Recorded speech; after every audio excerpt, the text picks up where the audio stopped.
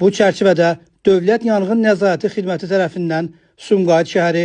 Bakı-Quba yolunun 27-ci kilometrliyində yerləşən Azərbaycan Refinery Company Qapalı Səhmdar Cəmiyyətinin təkər emalı zavodunda keçirilən yoxlama zamanı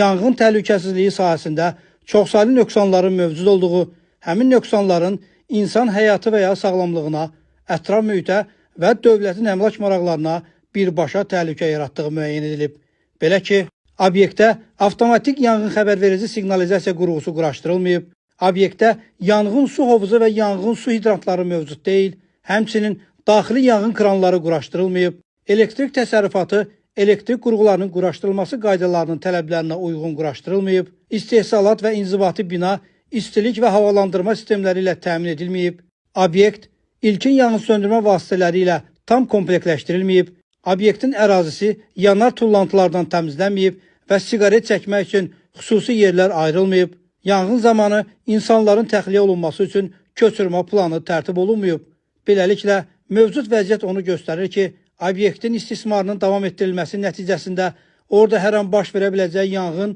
qısa müddətdə genişlənərək faciəni qaçılmaz edəcək. Qeyd olunanları nəzərə alaraq, yanğın təhlükəsizliyi norma və qaydalarının tələblərinin kobud pozulması faktları aşkar edilmiş Sumqayıt şəhəri Bakı-Quba yolunun 27-ci kilometrində yerləşən Azərbaycan Refinery Company Qapalı Səhmdar Cəmiyyətinin təkər emalı zavodunun fəaliyyətinin dayandırılması barədə qərar qəbul olunub və qərarın bir nüsxəsi obyektin nümayəndəsinə təqdim edilib.